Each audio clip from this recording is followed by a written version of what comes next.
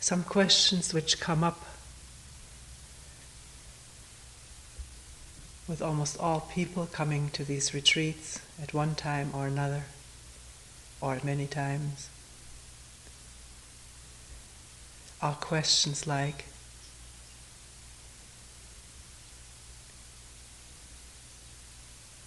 this attention, this awareness that you speak about,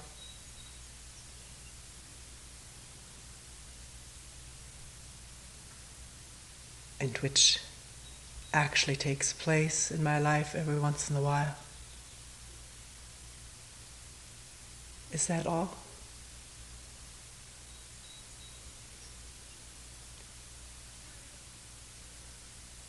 Even while I'm sitting, a person will say, while I'm sitting and there is this awareness,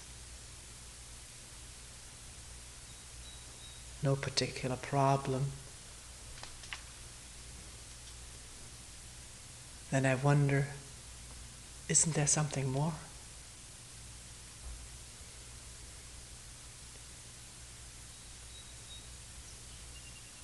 Or a person will say, I think I've pretty much put aside this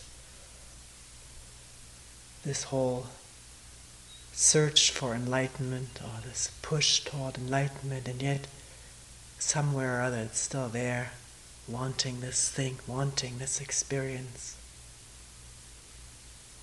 or wanting experience, some experience, out of the ordinary drudgery of life.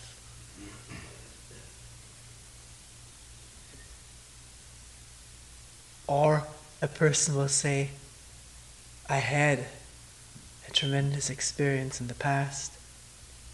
Do you think I'll have another one? One person said, it just can't leave my mind. Every once in a while it bobs up. Hakuin had, now I don't remember the numbers, 7 big ones and 5 little ones, or maybe 7 little ones and 5 big ones. Right now the question comes up, why didn't he have 32 big ones and 25 little ones? Or the year having 365 days, why weren't there 365 experiences for Hakuin per year?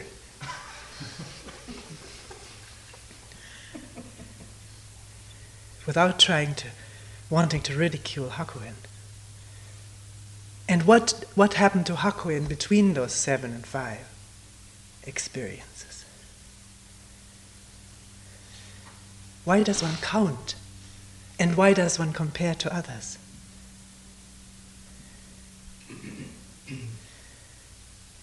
Even in counting experiences, isn't there some feeling of pride?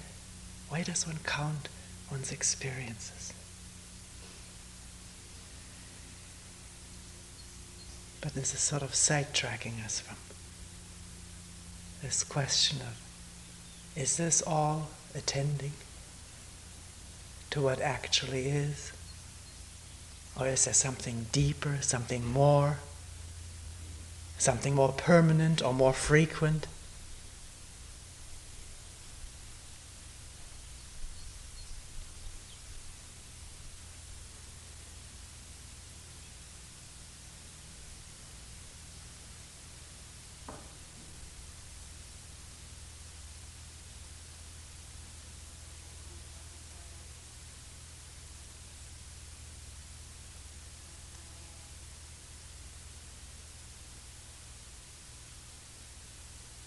Why does the question come up at all? What is the soil, the ground out of which it springs? And does one understand that soil, that ground? One wants to get experiences or something deeper or more or better, but does one understand the one who wants that? Does one understand the wanter, the seeker, the experiencer, the comparer, the me.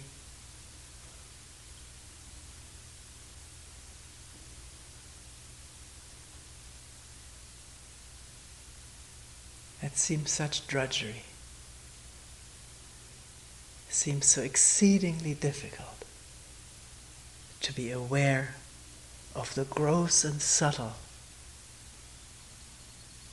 movements, complexities, intricacies of this self.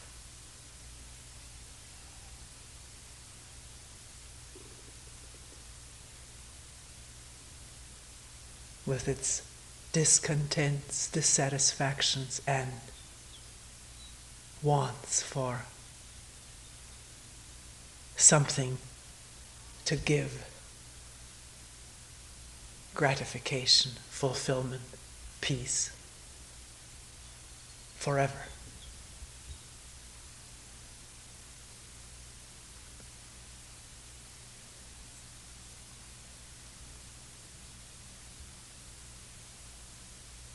It is easy to listen to or read about experiences, enlightenment, nirvana, liberation, or whatever, and then to harness all kinds of energies alone and maybe those provided by a system to get on the way, to get there.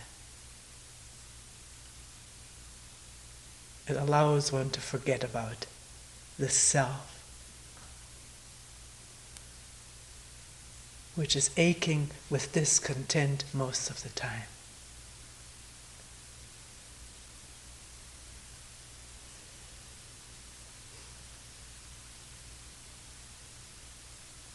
Because one can do other things to placate or smother the discontent.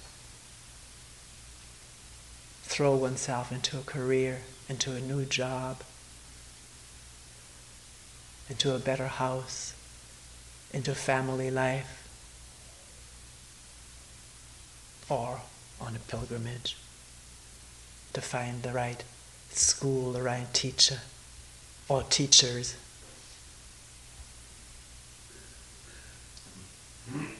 Seems so much closer at hand than to allow this discontent to be there and allow it to lead one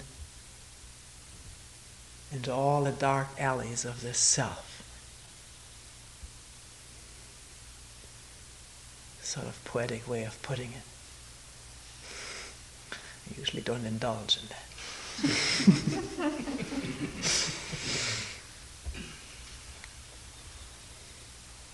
Dark alleys aren't so dark if one starts looking.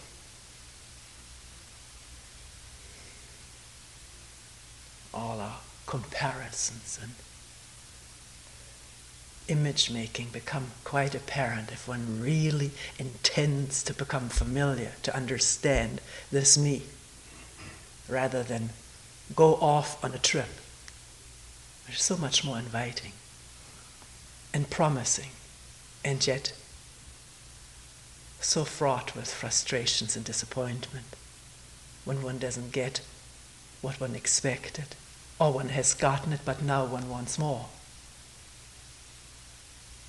Something loftier or deeper.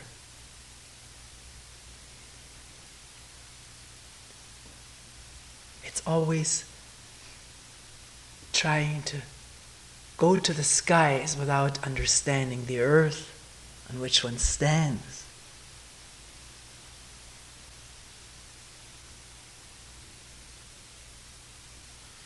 Earth here standing for oneself. And unless one understands oneself, what use is it to look away from oneself, build up ideal states and then go out and look for them? Or listen to what others have experienced and described and try to get that too, without understanding who is the getter. What is this discontent?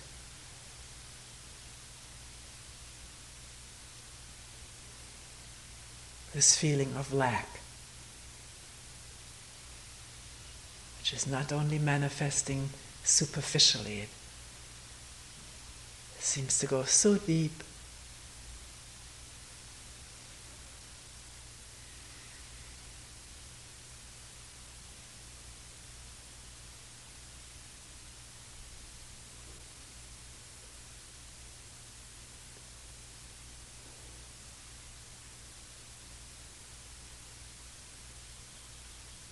There is discontent and anxiety, isn't there, about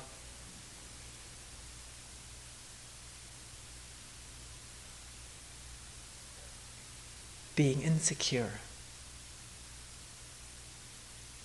seeing how things change all the time, how nothing seems to hold for long.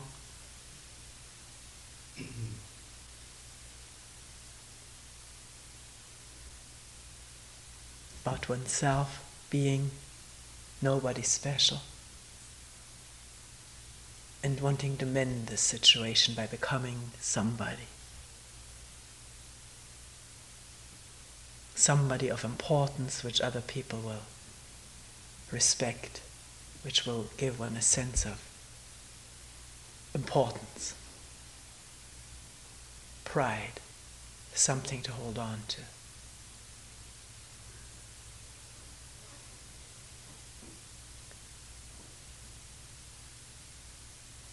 Does one really understand,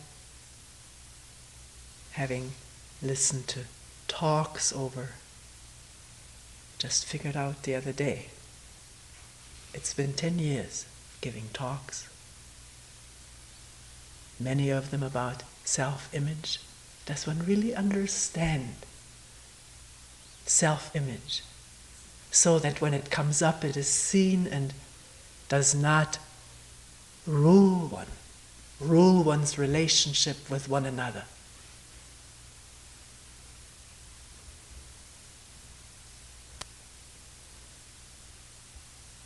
Or does one not even want to look at it?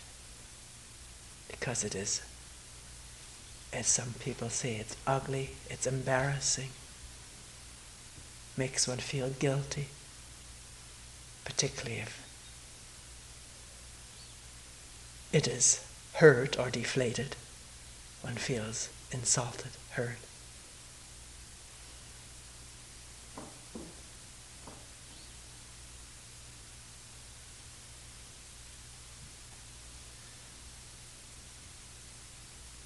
Why does one want to be somebody?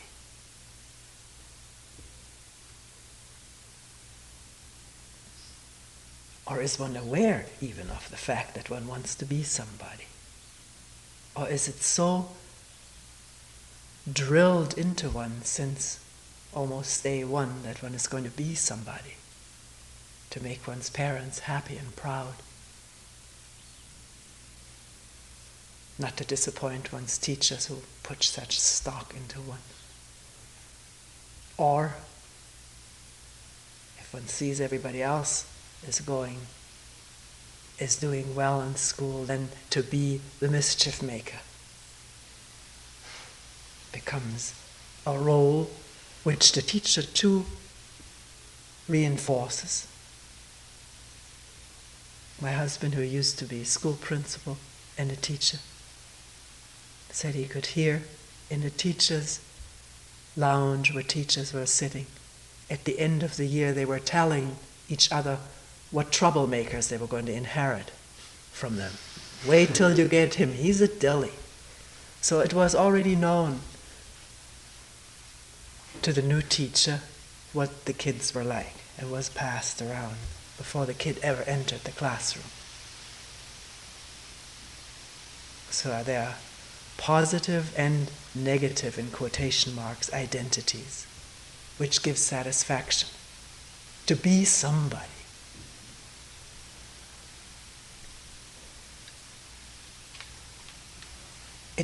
It seems the way to be. One may have never even seen any reason for questioning it, because it seems human nature.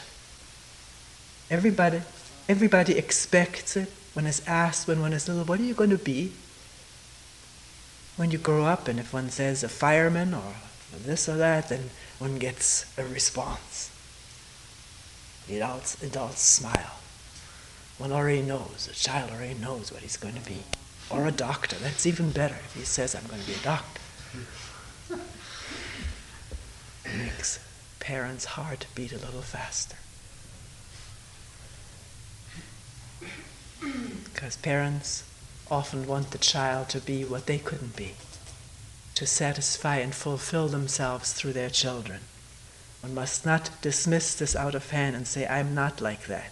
It's easily said, but to really look how one is quite a different matter.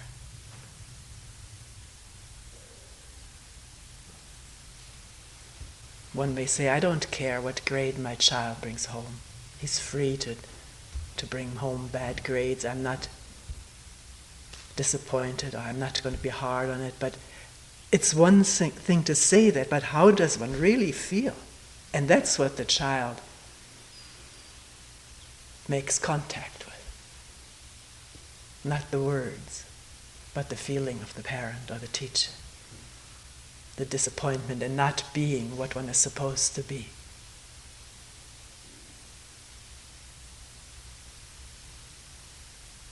And therefore searching for some identity that gives security in this world in which one has to be something.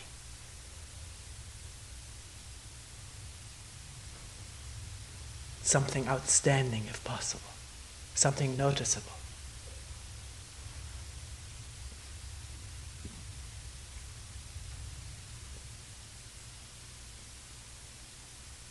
It is so easily observable if one will only look at it. One may have a new job, a new position someplace where one works. Isn't there immediately an image? Now I am this. Not only in my own eyes, but in the eyes of the others. And what goes with it? It is there for observation. If it's not observed, if one has the opinion that one is not caught up in things like this and doesn't look, it will work automatically and unconsciously. And then one is surprised at the difficulty or distance in relationship with other people who react to one's image making or make images of one as one projects them.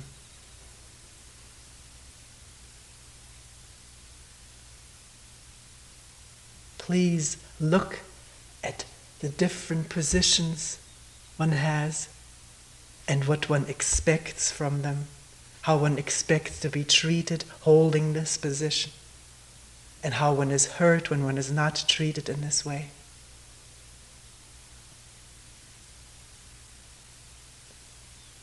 And also how there is a nagging feeling, which is not clear unless one begins to sort it out, that one really ought to be something.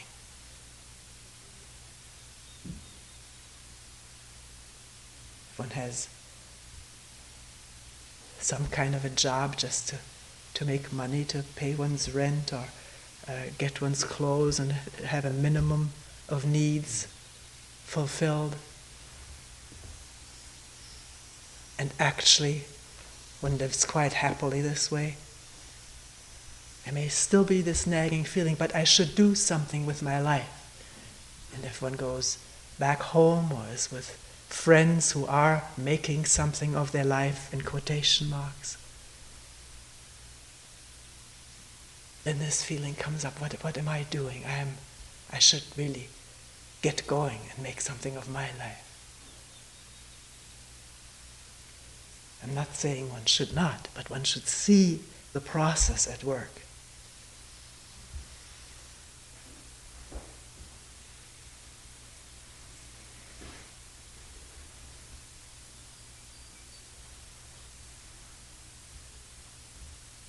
How images control relationship and so often prevent it or destroy it.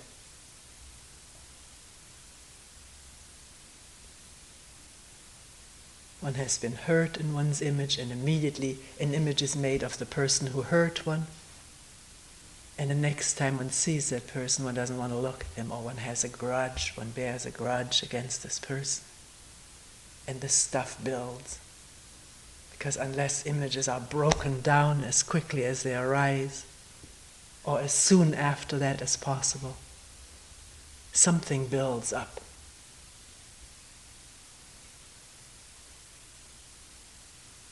And one is surprised that one feels so isolated among the people one works with or lives with.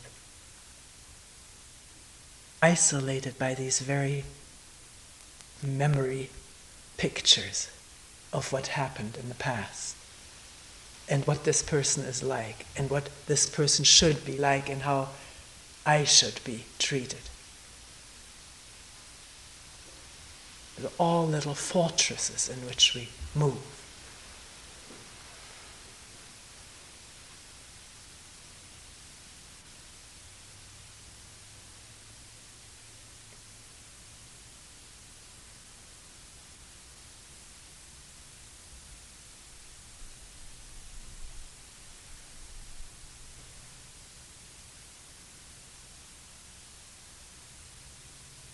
Coming back to our initial question,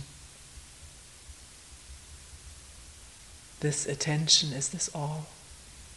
Or is there something more?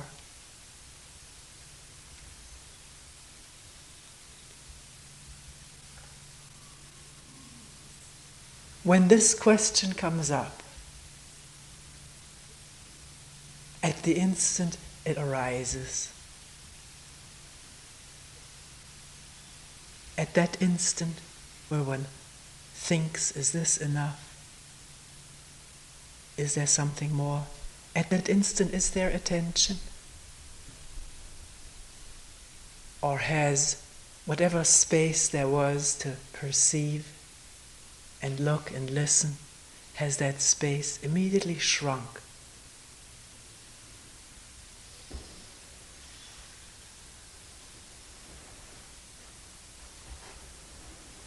Shrunk to a thought process.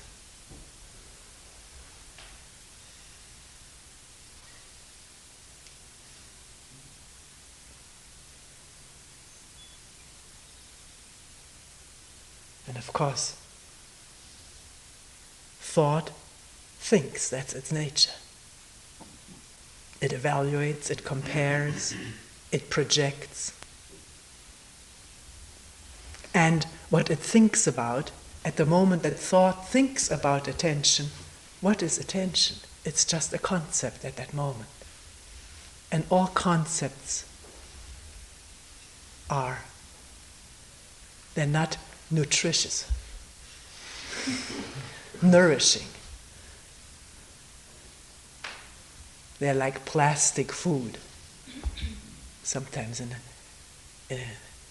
an ice cream parlor or so, to show all the different sundaes and things, they're shown in plastic.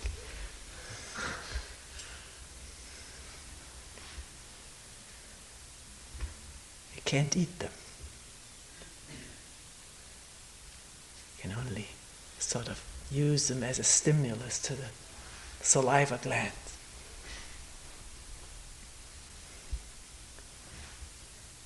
So at the moment that one thinks, this attention, is this all? This attention has become an idea. Do you see that?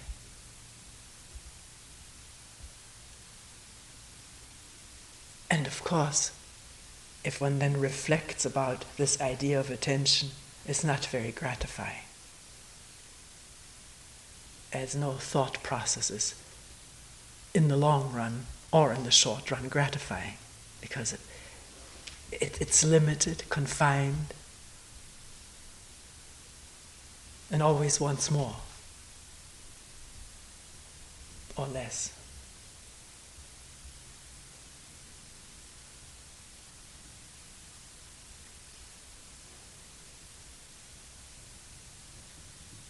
And this one actually, I'm using no,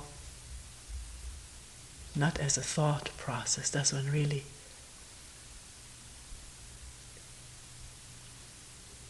Let me use it for the time being. Does one really know what attention is? Not know it intellectually or conceptually, but that there is attention without the me wanting something of it. Wanting an end result. Expecting something to happen.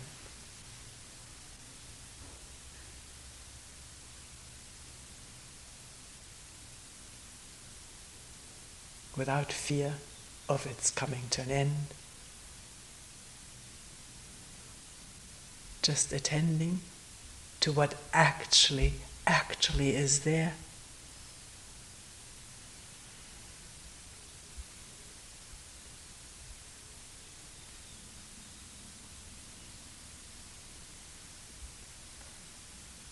Inside and out.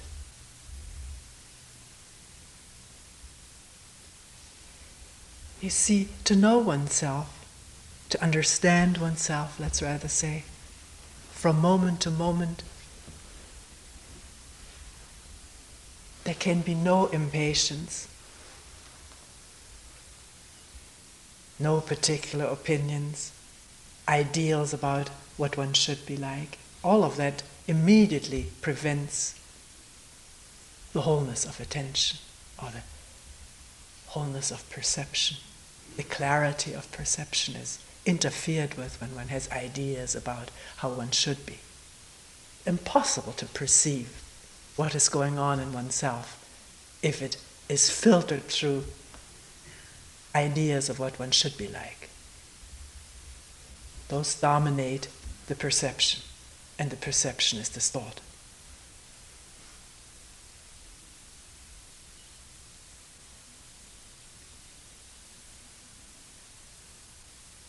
To understand oneself from moment to moment is like an ongoing flow, like a stream, like that stream there cascading and whirlpooling and over rocks and sticks, fallen trees over them and under them, some very still pools, some rapid chutes. There's no end to this little stream. There's no beginning or end to this whole process of oneself, which is the process of all of life, from which one is not separate. But in one's search for an experience or for becoming an enlightened person, there is this notion of that being an end station, an end point.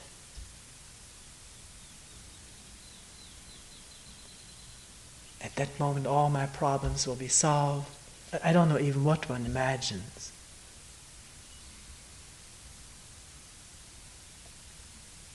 But life does not come to an end. As long as one is alive, things change. There are turns and changes and new things, new challenges, new relationships, new responses, new revelations of oneself that one had never come upon before. And can all of that be seen with an awareness that is free from prejudice, free from any kind of ideal, free from searching for something other than what is? In other words, an awareness that is still, quiet,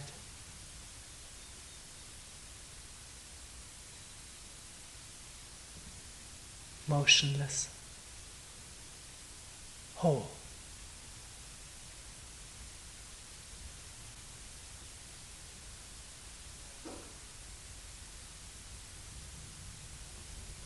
The thought process which creates the future and which comes out of the past, that is quiet.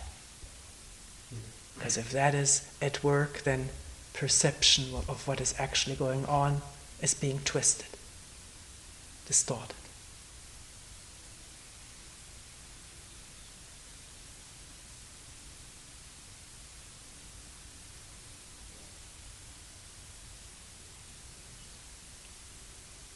And then when the thought comes up, now is this all?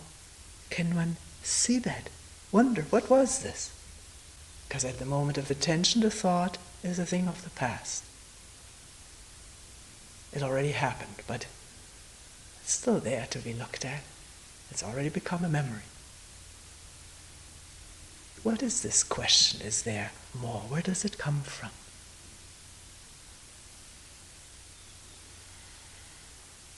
From all one's ideals growing out of a basic discontent with what is.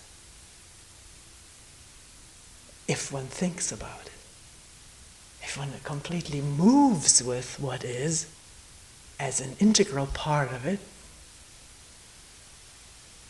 is there discontent? Discontent happens upon reflection, upon one's poor fate. There's self-pity in it, comparison with others.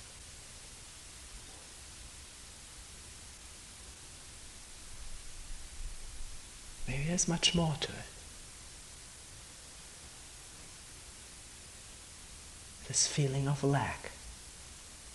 To allow that to be there. Let it be there. Lack, discontent, and lead one. Let it open up what it is that is lacking.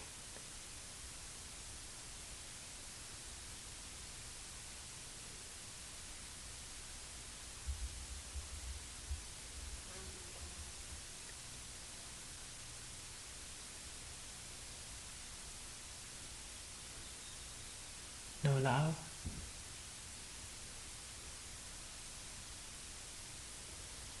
There can't be love when there's always me first, my advantages, my rights, what's coming to me, my privileges. Then the heart starts pounding and the whole organism is sort of engaged in a very tight and churning way. Because it's ready, we talked about this already, it's ready to fight for its rights, to get what it has coming to it. And it is not possible in such a space for love to come into being. It can't exist there.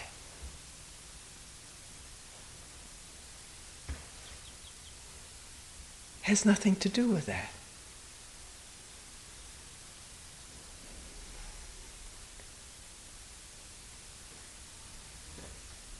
So being caught up in that, can there be an awakening in that state of churning?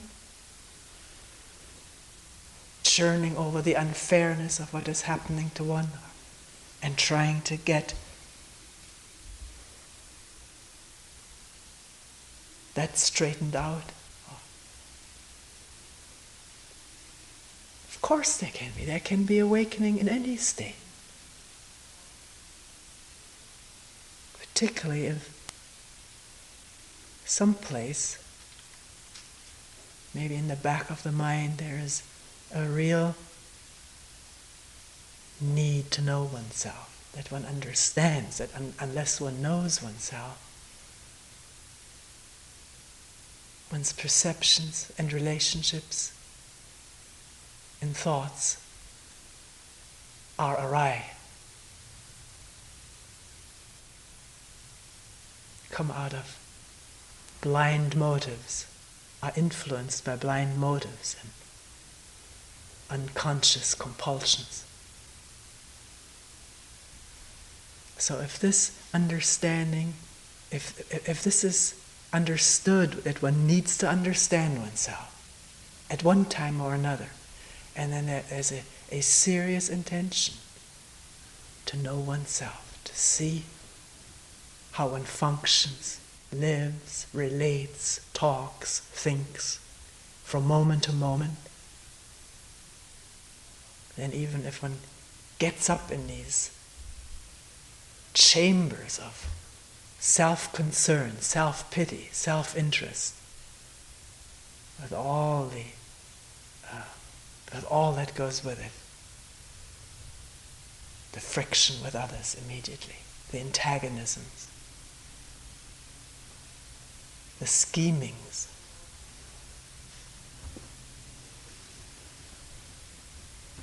Yes, one can wake up to that. The question is, at the moment, if one becomes aware of this, will one immediately close that door and continue? Because the momentum is so great and the desire is so overwhelming to get someplace.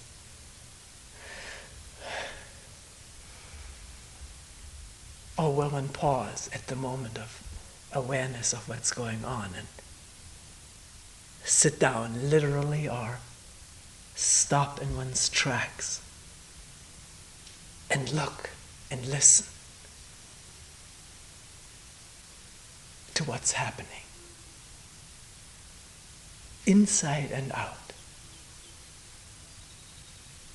Not knowing the answer, not knowing the solution, that would be immediately engaging thought again. But just being with a whole churning with all that has been aroused.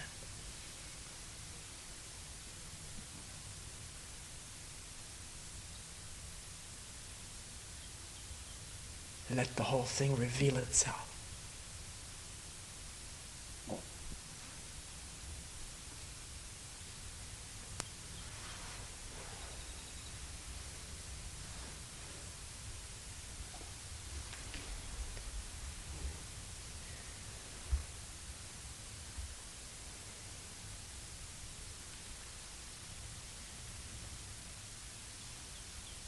Coming back to our original questions.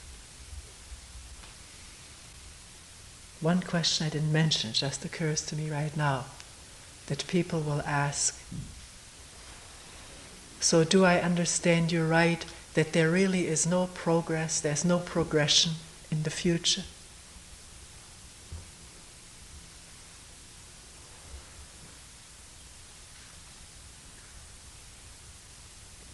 No progress toward some what? Becoming better, becoming enlightened in the future.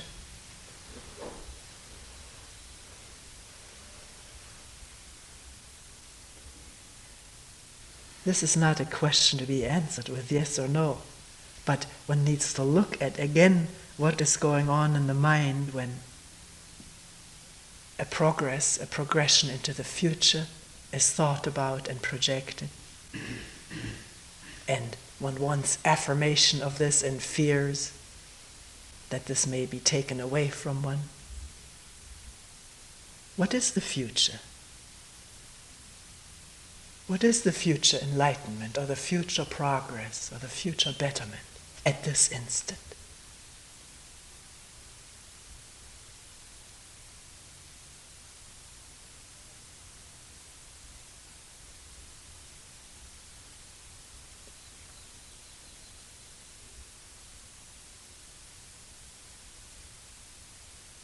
It is thought, an idea, isn't it? Which creates time. Time which I have to accomplish and attain. And again, thought, creating time, creating a future away from what is happening now. The discontent, the lack, the boredom.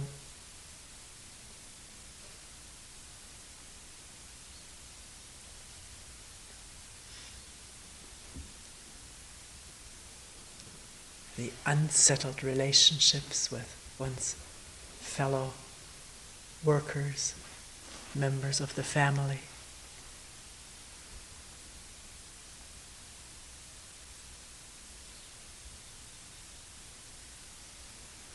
So easy to slip into this comforting thought of something in the future awaiting me in which I will be enlightened.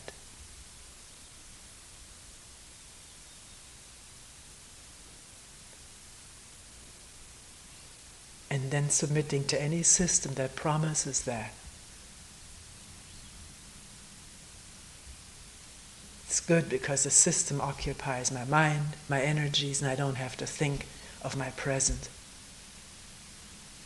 discontent, lack, inability to relate lovingly to the people around me. All of this will be settled in the future.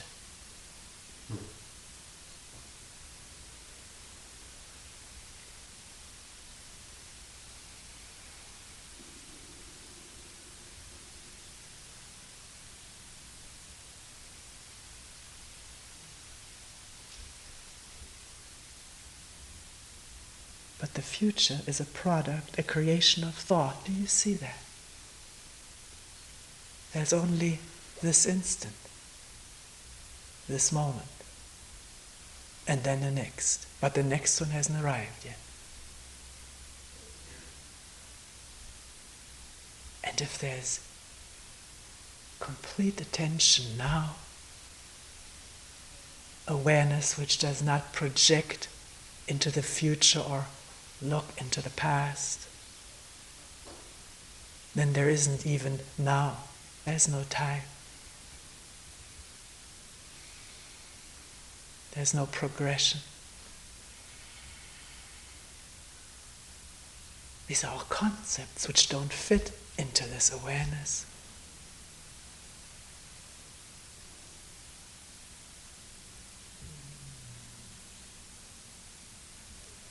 Awareness is too limiting a term.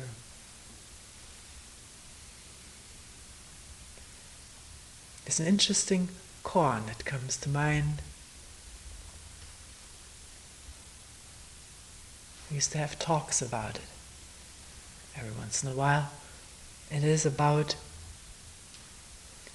happened in ancient China. It's about someone coming to a teacher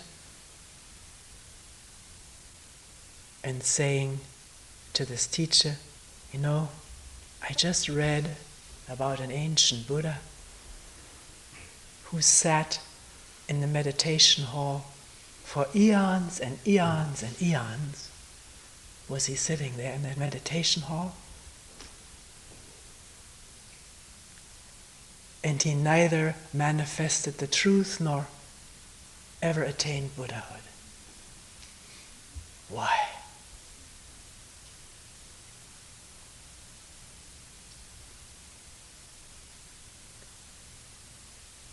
And the person who was asked says, that's a good question.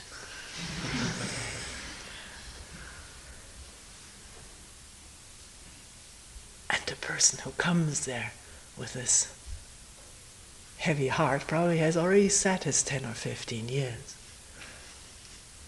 He says, wait a minute, you don't understand me. He sat there for eons. I mean, how long do you have to sit?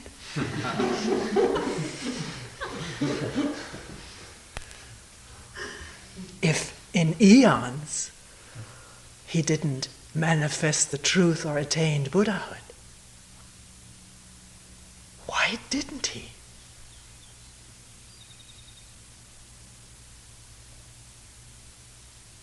And the answer was, because he didn't. These were short meetings.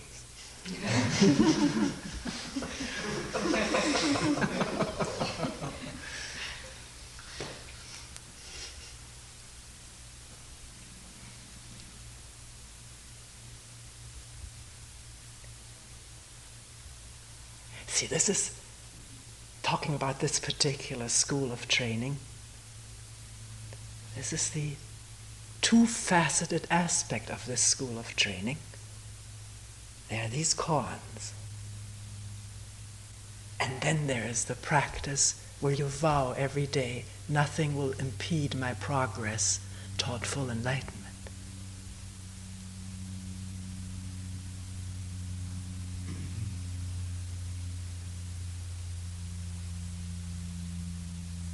Can you bring that together? I don't think so.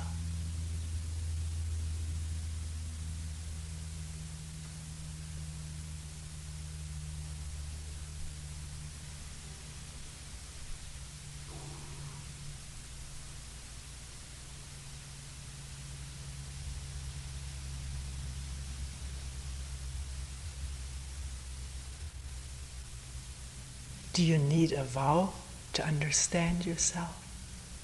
Or do you realize, does one realize, that unless there is light shed on every moment of this movement of the mind and body,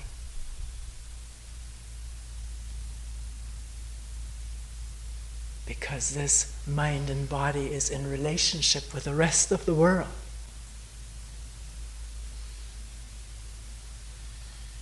and up till now this relationship has been one of competition, struggle, strife, war, apart from few instances here and there in a lifetime of peacefulness. But the overwhelming mode is conflict.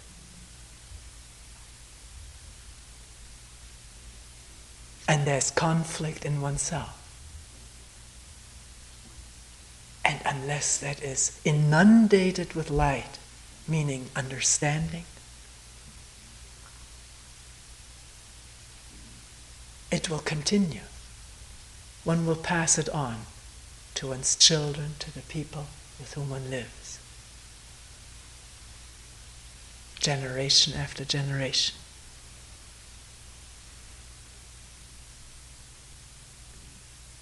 One may not know if it is dissolvable. One may not know if one can live without conflict. And therefore, lovingly and intelligently, compassionately. But one is free to question it and to observe in the light of this question.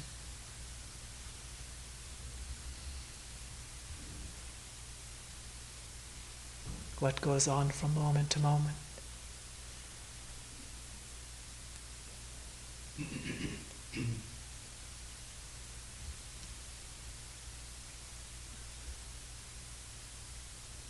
And this can only happen now. It can't happen in some imagined future. It can only happen now, this instant, from moment to moment.